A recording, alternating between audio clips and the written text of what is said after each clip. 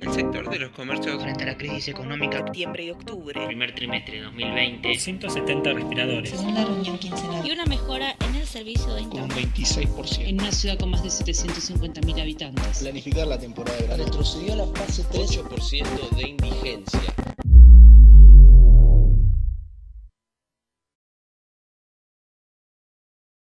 Buen día a todos nuestros televidentes, estamos en una nueva edición del Antivirus. Quien les habla es Tomás Russo y quien siempre me acompaña en este lindo noticiero es Saya, mi compañera. ¿Cómo estás, Saya?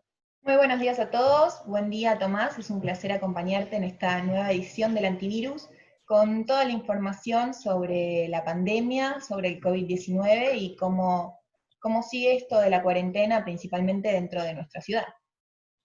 Bien vos lo decías, Saya, vamos a tener varios informes a lo largo del programa, vamos a tener varios puntos de vista, lo sanitario, lo económico, lo deportivo y más sobre cómo afectó la cuarentena a nuestra ciudad y a gran parte de la Argentina. Y el primer informe que vamos a tener es de Martina Migliorisi, que nos va a contar la situación del COVID-19 en Mar del Plata. Vamos a escucharla. Buen día, Saya, buen día, Tomás, buen día para toda nuestra audiencia. Si hay algo que el coronavirus nos plantea como desafío constante, tiene que ver con las cifras. Al momento de actualizarnos, muchas veces nos encontramos con varias sorpresas de todo tipo y color. Por eso, en este informe nos vamos a poner al día con la situación epidemiológica en la ciudad de Mar del Plata.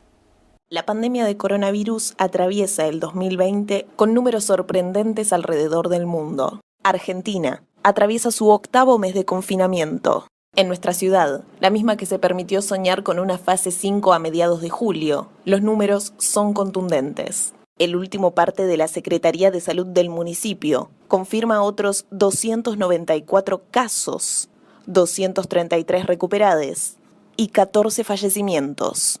Sobre ello, habló el intendente Guillermo Montenegro. Nosotros hace 15 días estamos entre 300 y 350 contagios día, con una cantidad de recuperados similar, en una situación compleja. Los casos en General Pueyrredón comenzaron a incrementarse notablemente durante el mes de agosto, y a pesar de algunos altibajos en septiembre y octubre, la ciudad registra en total 18.619 casos, desde que se confirmó el primer positivo de COVID-19.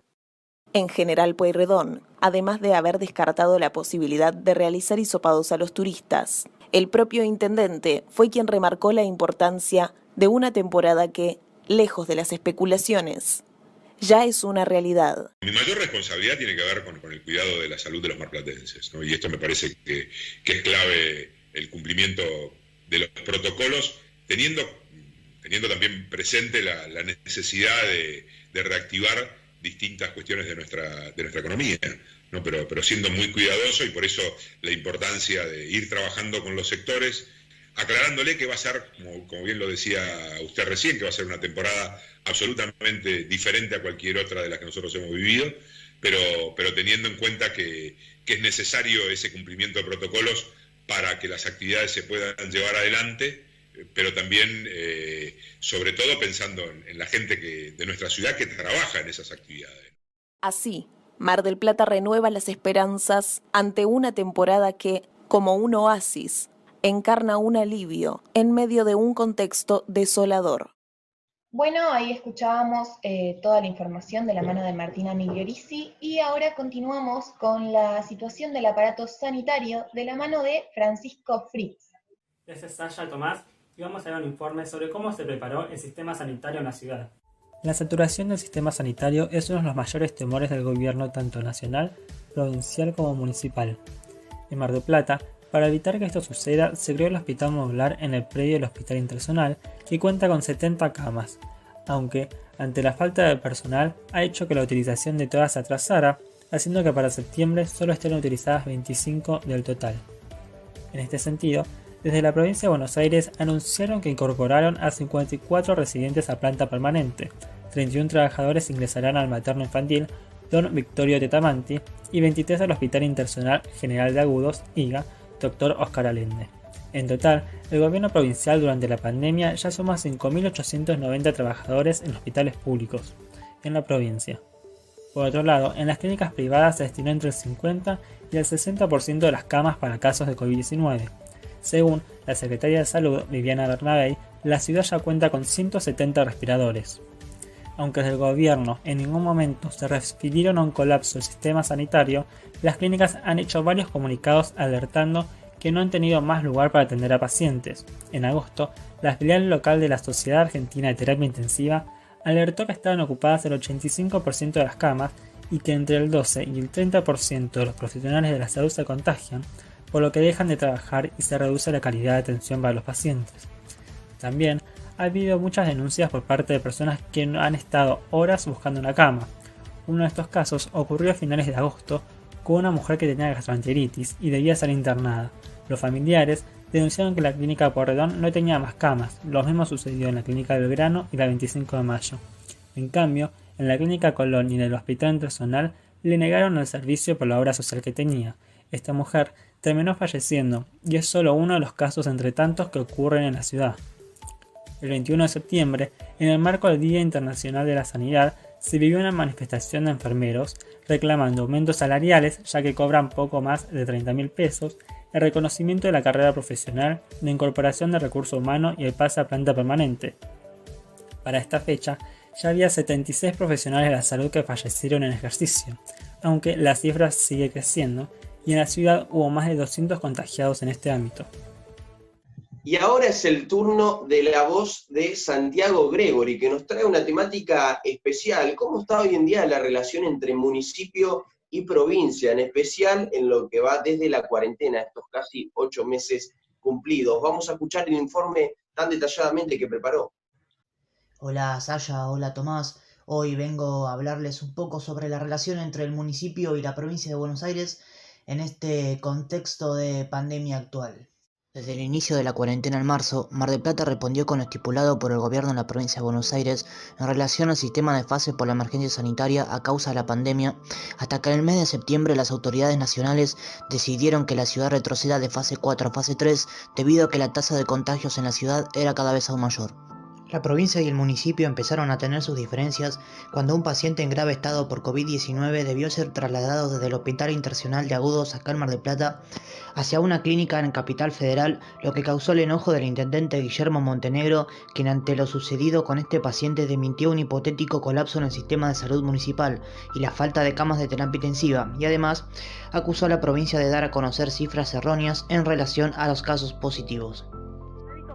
Dijeron a nosotros que no se podía conseguir, que ellos estaban llamando a todas las clínicas y no se conseguía, sí. Que estaba todo colapsado. Claro, y ahí... Cama había, sí, pero no había lo que les faltaba a él, el oxígeno. Claro, se entiende. Poco después de sus declaraciones, el intendente decidió pedir disculpas. Meses anteriores, desde la Secretaría de Salud habían solicitado a la provincia reforzar el personal sanitario en clínicas y hospitales de la salud locales. En el mes de agosto, en una visita a la ciudad por parte de funcionarios del Ministerio de Salud bonaerense, se confirmó que el personal de salud del hospital modular ubicado en el Hospital Internacional iba a ser reforzado. Por otro lado, frente a la crisis económica agravada por la pandemia, el intendente Guillermo Montenegro pidió a las autoridades provinciales la apertura de rubros gastronómicos, con el objetivo de reactivar el sector económicamente, pero la petición fue rechazada. Después de tantos meses sin facturación debido al actual contexto y ante la necesidad de trabajar frente a un índice de desempleo que alcanza un 26% en la ciudad, desde el sector gastronómico de la ciudad decidieron en modo de protesta abrir bares y restaurantes sin habilitación de la provincia, pero con un visto bueno por parte de la Secretaría de Salud Municipal, Viviana Bernabei, y del intendente de la ciudad, quien además sostuvo que el sistema de fases impuestos por la provincia no sirve. Escuchábamos a Santiago Gregory, que nos estaba informando sobre la relación provincia-municipio, y ahora nos enfocamos más a la ciudad de Mar del Plata con el rol de la Escuela Superior de Medicina, desde la elaboración de predicciones hasta el Centro de Telemedicina, de la mano de Azul Pasi. Vamos a ver un informe sobre el rol de la Escuela de Medicina durante la pandemia del coronavirus en Mar del Plata. El coronavirus arribó a Mar del Plata el 12 de marzo y desde entonces autoridades y profesionales de la salud concentran sus esfuerzos en utilizar de la mejor manera posible los recursos disponibles y prevenir un brote que supere la capacidad del sistema sanitario en una ciudad con más de 750.000 habitantes. Por suerte, la pandemia llegó en el 2020 y no antes de la apertura de la Escuela Superior de Medicina. Mientras muchos creían que General Pueyrredón iba a esquivar las imágenes del horror que azotaban a otros países del mundo, un grupo de especialistas preparaba una serie de acciones claves en términos de logística y planificación. Además de las tareas propias de su profesión, el tratamiento de los primeros contagiados, las guardias y las clases virtuales, médicos e investigadores lanzaron un comité de contingencias sanitarias contra el COVID-19. Cuando se decretó la pandemia en marzo, la escuela el 1 de abril sacó una disposición, sacamos una resolución con la creación de un comité de contingencia sanitaria. Puntualmente, las acciones del comité, integrado por médicos, ingenieros, matemáticos, investigadores de las ciencias sociales e infectólogos, se dividieron en 4 líneas de acción. Se enfocaron en la capacitación, a personal de salud en la colocación de equipos de protección, a coordinadores de 90 geriátricos en cuidados y cuestiones preventivas, y a los comités barriales de emergencia, que concentran voluntarios del plan Cuidarnos y Detectar, quienes buscan sintomatología compatible al coronavirus. También se abocaron a la difusión de conocimiento, a través de actividades virtuales, escritos de opinión, artículos para concientizar a la población y una amplia presencia en las redes sociales y los medios de comunicación. Otro eje fundamental es el Centro de Telemedicina, que abrió en agosto cuando los casos comenzaron a subir y que cuenta con 120 voluntarios, estudiantes de diferentes carreras de la Universidad Nacional, quienes trabajan 8 horas por día, en 2 turnos de 4 horas, y realizan un seguimiento telefónico de casos positivos y contactos estrechos de coronavirus. Según indicaron, realizan alrededor de 600 llamadas por día. Por último, resulta importante destacar las tareas del Grupo de Análisis y Vigilancia Epidemiológica, quienes realizan las famosas proyecciones, 6 hasta el momento, de las cuales todas acertaron menos la primera. En el último informe indicaron que en base a lo observado en la situación actual se esperaban aproximadamente entre 17.500 y 21.000 casos totales acumulados al 17 de octubre. Este domingo, la Secretaría de Salud de General Pueyrredón confirmó 17.480 casos positivos y puso nuevamente de manifiesto la importancia de las tareas desarrolladas por la Escuela Superior de Medicina para obtener números e indicadores que permitan hacerle frente a la pandemia. Y así pasaba otro informe y nos vamos a meter de lleno en uno que preocupa a Mar del Plata y que son los números de la desocupación. Y en base a eso, Gonzalo Fernández nos preparó un informe también con información justamente detallada sobre cómo está hoy la falta de trabajo en Mar del Plata y cómo ha afectado la crisis en la cuarentena. Gracias, chicos. Sí, para hablar de los datos publicados por parte del INDEC en las últimas semanas en la ciudad de Mar del Plata, tenemos preparado el siguiente informe. Mar del Plata en la cima de la desocupación, llegó al 26% y duplica a la media nacional. La ciudad de Mar del Plata volvió a encabezar el ranking de desocupación del país al registrarse un porcentaje de 26% en el segundo trimestre de 2020, cifra que duplica la media nacional, que fue de 13,1% según el informe oficial del Instituto Nacional de Estadísticas y Censos. El estudio oficial abarca los meses de abril, mayo y junio, es decir, marca el primer impacto de la parálisis económica por la pandemia del coronavirus. En el mismo periodo del año pasado, el porcentaje de desocupación en General Pueyrredón fue de 13,4%. Por otra parte, el índice de desocupación en el primer trimestre de 2020 fue de 10,4%, por lo que creció un 150% debido a la crisis económica por el COVID-19. En el segundo puesto del ranking a nivel nacional, que divide al país en 31 aglomerados urbanos, se ubica Ushuaia, Río Grande, con 26%, y el tercero el Gran Santa Fe con el 20,3%. El informe del INDEC también da cuenta que en Mar del Plata la subocupación es de 9,2%.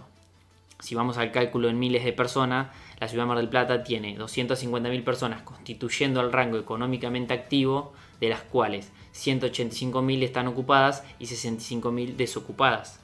Las personas ocupadas pero demandantes de empleo ascienden a 10.000, en tanto que las subocupadas son 23.000.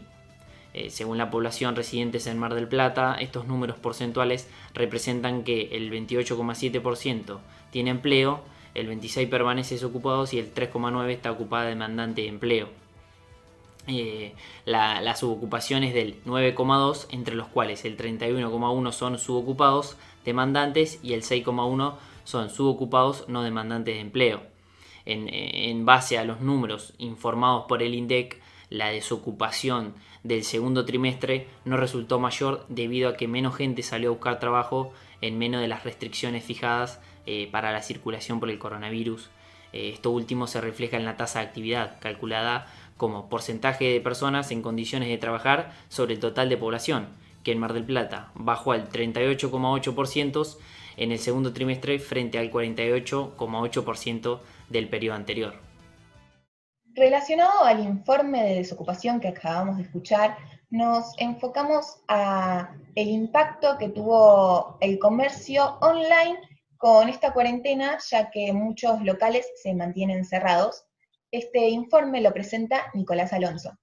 Gracias Sasha, gracias Tommy. Y así es, en el siguiente informe vamos a detallar cómo impactó la pandemia en los comercios de la ciudad. Las persianas cerradas, las ventanas tapiadas, carteles de se alquila o se vende, son las imágenes que se repiten cada vez más en las calles de Mar del Plata debido al gran impacto de la pandemia en los comercios no esenciales. Según la Unión de Comercio, Industria y la Producción, desde que comenzó la cuarentena obligatoria, el sector de los comercios fue de los que más sufrió. En marzo, varios de ellos habían cerrado por precaución o habían acotado los horarios de atención, pero a partir del 20, todos los comercios debieron cerrar. El golpe fue tal que significó una caída de facturación del 55% en relación a febrero y una caída del 51% en relación a marzo del año anterior. Para contextualizar, los comerciantes anticiparon que en promedio aguantarían alrededor de 1 mes y medio sin trabajar, cifras importantes porque pasaron 70 días hasta que pudieron trabajar nuevamente en los locales físicos. Abril y mayo fueron los peores meses para los comercios, porque sufrieron una caída del 80 y 76%. En este punto, los comercios comenzaron a idear las ventas online, donde en su mayoría optaron por las más fáciles de utilizar, como WhatsApp, Instagram y Facebook, por donde también manejan las distintas clientelas según la red social. Y en su minoría, invirtieron en abrir una tienda e-commerce con todas sus reglas y comodidades. Junio, julio y agosto mostraron mejorías en las ventas porque los comercios pudieron trabajar, con obvias caídas interanuales porque no se llevaron a cabo las vacaciones, pero con un porcentaje mucho menor a los meses anteriores. La caída osciló entre el 42 y 37% y los comerciantes pudieron descomprimirse económicamente. La suma de casos a fines de agosto y el retroceso a fase 3 resultó crítico para los comercios. En el último mes, septiembre, cayó un 43% la facturación de los comercios, un número que aumentó en relación a los meses anteriores. Un dato a destacar, y por el cual los comerciantes se han podido mantener en pie, es que el 67% de los comerciantes que alquilan un local lograron llegar a un acuerdo para el pago de su alquiler, ya sea con descuentos o pagos a futuros, mientras que el 33% restante manifestó no estar conforme. Dentro de este último porcentaje, un 14% señaló que están contemplando cerrar los locales físicos y dedicarse solo a la venta online. Muy buenos los informes que hemos tenido en esta primera mitad del programa, ¿no, Sasha? La verdad que sí, bastante completo, bastante interesante todo lo que viene sucediendo dentro de nuestra ciudad y dentro del municipio en general, sobre la cuarentena, sobre el COVID-19 y todo lo que va sucediendo y que sucederá luego de esto. Excelente. Lo que sí vamos a avisarle a nuestros televidentes es que vamos a ir a un pequeño corte y a la vuelta vamos a tener nuevos informes en relación a la gastronomía, la hotelería y también cómo ha sido la gestión de Guillermo Montenegro. Quédate ahí que en 5 minutos volvemos. Bueno, volvemos de la pausa con toda la información que nos queda en esta segunda mitad de lo que es el antivirus y continuamos, como le adelantábamos en el bloque anterior, con la situación de la gastronomía y la hotelería de la mano de Rodrigo Méndez. ¿Cómo les va, Tomás y Saya? Y así es, como bien estaban diciendo, vamos a hablar acerca de la situación de estas dos actividades en la ciudad de Mar del Plata en este pequeño informe. Necesitamos trabajar. Una imagen que ya se ha visto varias veces y muy a menudo en las vidrieras de los distintos comercios gastronómicos de la ciudad de Mar del Plata desde fines de agosto, cuando la ciudad retrocedió a la fase 3 del aislamiento social preventivo y obligatorio debido a que en tan solo un mes se triplicaron la cantidad de casos activos por coronavirus. Pero la respuesta tanto por parte de la gastronomía como la hotelería fueron totalmente negativas. Un centenar de comercios gastronómicos decidieron realizar la llamada huelga a la japonesa y reabrieron sus locales con mesas a la calle en varios puntos de la ciudad para no llegar a formar parte de los otros 100 locales que tuvieron que cerrar como consecuencia de la cuarentena. El municipio comprendió la necesidad de las personas que tomaron la determinación de reabrir sus locales y asimismo lo ratificó el secretario de Producción de Mar del Plata, Fernando Muro. Nosotros vamos a respetar el derecho de los trabajadores a la huelga, se hacen inspecciones a los comercios, la verdad que está trabajando muy bien. Nosotros vimos mucha responsabilidad en el sector comercial en las aperturas anteriormente, la aplicación de los protocolos, pero sí, se está trabajando de forma normal, bajo la modalidad de protesta. A su vez, la industria hotelera también se ve realmente afectada por esta pandemia, ya que a la espera de cómo serán los protocolos de la próxima temporada de verano en la ciudad, el sector tratará de poner en práctica todas las medidas para recibir a los veraneantes, pero obviamente habrá que esperar la definición del gobierno nacional. En ese sentido, el presidente de la Asociación Hotelera Gastronómica, Abed Isahakian, explicó la situación por la que está pasando la industria hoy en día. La hotelería tiene un problema gigantesco. Nosotros ya llevamos muchos meses paralizados. La idea era los primeros meses estar cerrados en la ciudad. Mar del Plata respetó eso a rajatabla, estuvimos cerrados, pero bueno, no parece que no fue suficiente tiempo como para que tomaran las medidas adecuadas desde el punto de vista sanitario. Pero no podemos seguir así eternamente, hay que hacer los planes, los proyectos, lo que sea necesario para poder empezar a trabajar. Y a pesar de que no se sabe con certeza lo que pasará en la próxima temporada de verano, tanto la gastronomía como la hotelería esperan con ansias a los turistas que se acercarán a la ciudad. Y así como hablaba recién Rodrigo Méndez de la gastronomía, de la hotelería, Lisandro Delgado nos va a traer cuáles van a ser los protocolos necesarios para una temporada de verano, que será media, no será full como en otros tiempos, pero necesaria para la ciudad. Miremos y escuchemos qué nos plantea Lisandro. Hola Saya, hola Tommy. Hoy les traigo los protocolos de la temporada 2021 en la ciudad de Mar del Plata. La Cámara Empresaria de Balnearios, Restaurantes y Afines del Partido de General Pueyrredón está confeccionando protocolos que permitan una temporada segura y representantes de la entidad se reunieron con autoridades municipales y provinciales para planificar la temporada de verano 2021. El uso de los vestuarios será limitado. Para ingresar a los sanitarios se deberá usar barbijo y ojotas. No habrá juegos en la arena para los niños y el distanciamiento de las personas dentro de las piletas de los balnearios será de 2 metros. Los balnearios tendrán que colocar cartelería interna específica que comunique los siguientes ítems para que los trabajadores gestionen la llegada del turismo. Lavarse las manos frecuentemente con agua, jabón o alcohol, evitar llevarse las manos a la cara al estornudar o toser y en caso de presentar algún síntoma no concurrir al balneario. Entre otras medidas, cumplir con el distanciamiento social, evitar el contacto físico, no compartir elementos comunes y no mantener reuniones en espacios cerrados. En cuanto a las carpas, se permitirán 6 personas por cada una de ellas y las mismas deberán ser desinfectadas diariamente. Por sombrillas solo se aceptarán 4 personas con una distancia de 4 metros y también tendrán que ser sanitizadas al final de cada jornada. Aquellos balnearios que tengan pileta deberán aplicar el protocolo vigente para estos sectores y lo mismo ocurrirá con los sitios que ofrezcan gimnasios. También deberán garantizar la higiene de manos para los turistas. En relación a los empleados de cada balneario, se sugiere que eviten el uso del transporte público para trasladarse y que cada concesionario o dueño ofrezca el servicio de traslados o un espacio para que los trabajadores puedan estacionar sus vehículos o bicicletas. En tanto, para la hotelería, el protocolo establece que todo personal que tenga contacto con huéspedes deberá utilizar tapabocas. En relación a las reservas, la intención es digitalizar el check-in y el check-out y se evitará el servicio de recepción y valet parking. Habrá un buzón para el depósito de llaves que serán desinfectadas antes de su reutilización. Asimismo, habrá que indicar la capacidad máxima de personas en las áreas de uso común, según los metros cuadrados de espacio, y se ofrecerá alcohol en gel. Se deberá sugerir el uso individual de ascensores.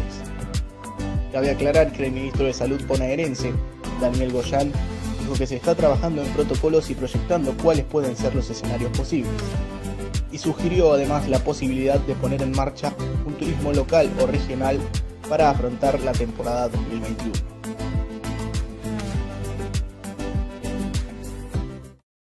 Corriéndonos un poco de las cuestiones hoteleras y de la temporada, entramos en algo que nos aborda todo el año, que es el impacto en la educación. Este informe lo presenta Rocío Serra. ¿Cómo están, Saya y Tomás? Bueno, les traigo un breve informe sobre la educación en Mar del Plata. Integrantes del Polo Obrero y docentes de la facción multicolor de SUTEBA realizaron una concentración en las puertas del Consejo Escolar, ubicado en Avenida Coronel 6000, en el marco de una jornada nacional de lucha con el objetivo de solicitar un incremento en el número de becas para los estudiantes marplatenses y una mejora en el servicio de Internet en los barrios de la periferia. La virtualidad fue uno de los mayores problemas que se presentó a nivel educativo. Más del 65% de las familias que nuclea el organismo no tienen acceso a Internet, mientras que el 35% restante cuenta solo con un dispositivo por hogar, lo que dificulta la asistencia de los chicos a las clases virtuales.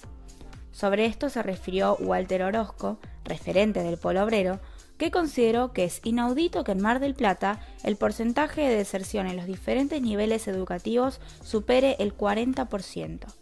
No hay que pasar por alto los datos publicados por el organismo hace algunas semanas, que reveló esta brecha que marca Orozco, demostrando que estas dificultades llevan muchas veces a la deserción escolar. El secretario general del Sindicato de Docentes de SUTEBA, Gustavo Santos Ibáñez, también se refirió a esta problemática. Ahora se están tomando algunos modelos de esos relevamientos para saber los sectores que no están teniendo acceso, o en muchísimos casos, como lo han demostrado los números de relevamiento hechos por esta evaluación nacional que hizo el Ministerio de la Nación, se están viendo algunos números que son alarmantes, pero que tienen que ver con esto que veníamos planteando al principio, que tiene que ver con no tener el acceso a las condiciones para seguir el estudio como corresponde, ¿no? Sobre la vuelta a clases, dijo que habrá que tener en cuenta variables fundamentales con condiciones sanitarias, pedagógicas y educativas distintas a las que había, pero que por el momento esto está condicionado dada la situación de contagios en la ciudad, que es similar a la del AMBA. Las autoridades de Educación y Salud de la Nación anunciaron hace algunas semanas que se está trabajando en un nuevo índice epidemiológico objetivo que definirá el regreso a las aulas en ciudades de más de 500.000 habitantes, donde sería imposible pensar en este tipo de apertura, como lo es en el caso de Mar del Plata. Y así pasaba la voz de Rocío Serra, y quien va a presentar el siguiente informe es justamente mi compañera Saya Maviglia, que nos va a hablar un poquito sobre la cultura en Mar del Plata y todas las causas y consecuencias que tiene eso sobre nuestra ciudad. Una de las actividades más afectadas por la cuarentena fueron las culturales. Desde el comienzo de la pandemia, los artistas y diversos espacios culturales de Mar del Plata se encuentran desamparados y en una situación de vulnerabilidad en la que no generan ingresos. En julio, la Secretaría de Cultura de General Pueyrredón le propuso al Consejo Deliberante, en la segunda reunión quincenal de ese mes, habilitar ferias artesanales, trabajos de artistas callejeros, ensayos y recitales de pequeño formato y la circulación hacia centros de transmisión vía streaming. También propuso que se trate de una prueba piloto de actividades artísticas formativas, pero el Observatorio Cultural de Mar del Plata y Batán, integrado por 15 colectivos y asociaciones, afirmó que esto jamás se llevó a cabo. Miles de pequeños productores, artistas independientes y profesionales creativos se encuentran en crisis. Estas y otras tantas razones fueron las que llevó a ATRA, junto con los trabajadores de las artes escénicas, a presentar un protocolo de bioseguridad ante el municipio para la reapertura de espacios culturales y escénicos y el desarrollo de talleres y ensayos. Con esta propuesta de protocolo buscan reactivar el sector de espectáculos independientes. Aunque todavía no se hayan reabierto ninguna de las 33 bibliotecas, ni los 28 teatros, ni los 10 museos de nuestra ciudad, La parte positiva es que en septiembre se inició por parte de la Secretaría de Cultura los trabajos de refacciones de algunos de estos lugares. El proyecto empezó en el edificio de la Biblioteca Parlante y en la Biblioteca Especializada en Discapacidad y continuará con la Villa Victoria y la Biblioteca Municipal Leopoldo Marechal. Con este proyecto se busca mejorar los aspectos edilicios de los espacios municipales que forman parte de la Secretaría de Cultura y que continuarán las próximas semanas, con el fin de poder mejorar sus ámbitos mientras las actividades se encuentran limitadas por la pandemia. Esto no significa que se hayan estipulado fechas de reinicio de actividades, por lo tanto, sigue sin haber una respuesta concreta por parte del municipio para darle solución a la crisis que está sufriendo el rubro cultural y sus trabajadores. Sin embargo, como ayuda provisoria se creó el servicio Informate MGP, una oficina que brindará asistencia técnica y capacitación para el sector artístico. Este servicio funciona los martes y jueves de 10 a 13 horas. Su objetivo es ofrecer herramientas para fortalecer las posibilidades del sector al acceso a la información sobre diversos beneficios económicos, fiscales, créditos y para la obtención de becas, subsidios y otros mecanismos de apoyo financiero que provengan del Estado o del ámbito privado. Y así pasaba justamente la palabra de Sasha en relación a la cultura, y ahora nos vamos a meter en un informe que también preocupa en lo deportivo. ¿Cuál es la situación de los clubes de Mar del Plata? Tenemos más de 50 clubes en la ciudad que hoy en día no están pasando por una buena situación. Esa información nos lo trae Alan Liberte. Escuchemos lo que dice. Gracias Tomás y Sasha, así es, vamos a meternos con este informe sobre la actualidad de los clubes marplatenses y el largo camino que debieron afrontar en esta pandemia luego de 6 meses sin actividades. La pandemia caló hondo en la economía marplatense. El último informe del INDEC determinó que Mar del Plata es la ciudad con mayor desempleo del país, con un 26%. De esta realidad no escapan los clubes, que con la imposición del aislamiento obligatorio se vieron limitados en sus posibilidades de subsistir. La carencia de ingresos es el principal problema. Las actividades deportivas fueron suspendidas y no hubo ganancia alguna desde marzo, provocando hasta el momento el mayor déficit de la historia. Los eventos como partidos de fútbol, básquet y vóley se dejaron de realizar y se perdieron recaudaciones de estacionamiento, entradas y gastronomía. La totalidad de las instituciones redujeron en un 50% el valor de sus actividades instaurado en las cuotas sociales. Sin embargo, ni esto pudo mantener a los afiliados. La masa societaria decreció en un 30%.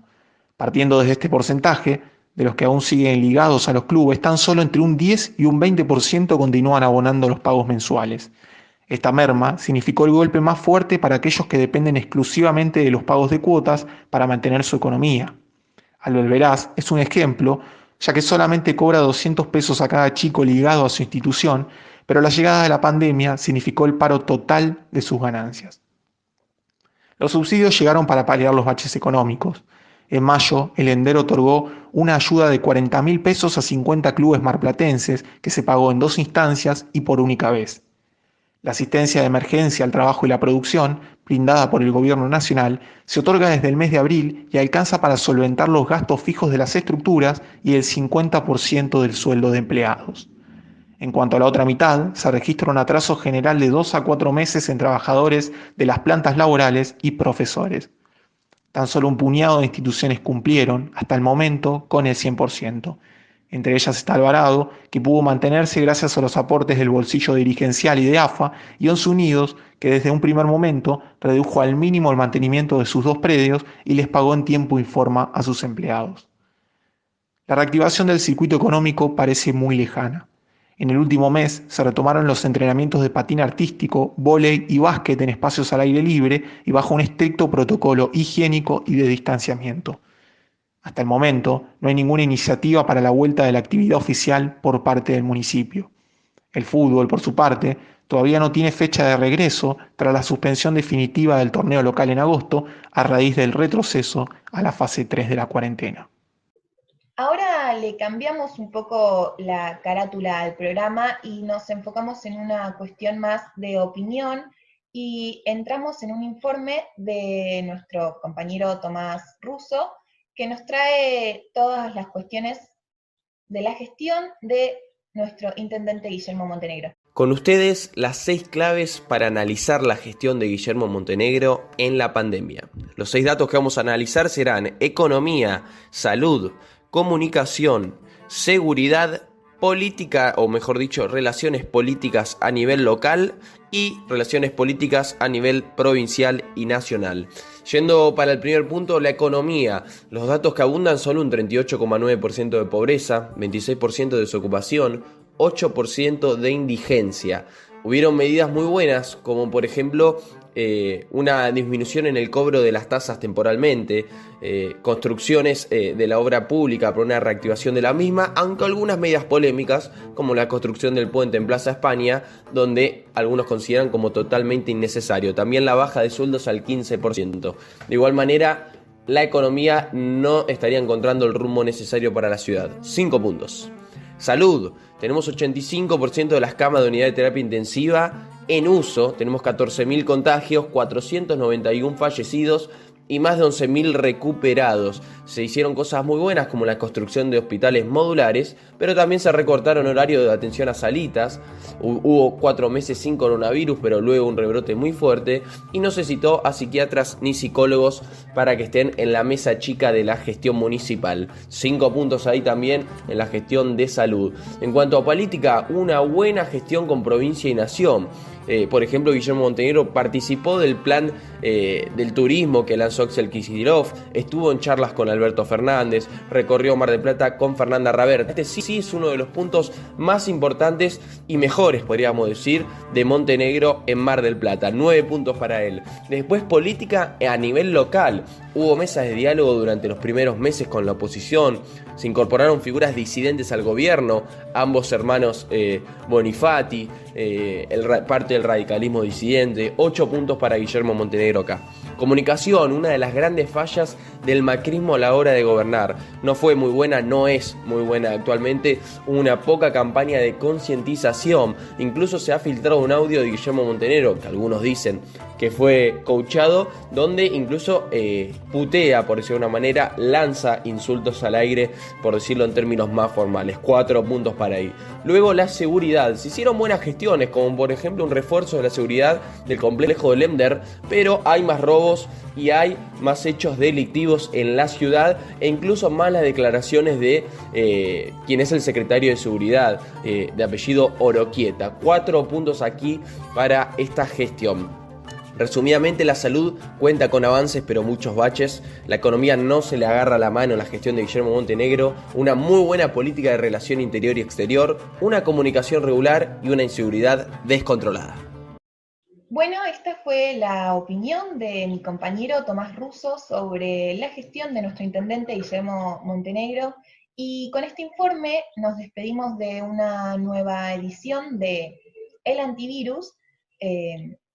Gracias por acompañarnos siempre. Tomás, un placer compartir esta pantalla virtual, por más que no podamos estar cara a cara, siempre es un placer trabajar con vos. Lo mismo digo, Sasha, como siempre un gusto hacer El Antivirus con vos y con todos los que participaron de sus excelentes informes, que esperemos que a la gente le hayan gustado, repleto de datos y de información. Creo que con eso cerramos y los esperamos la semana que viene. Hasta la próxima edición de El Antivirus.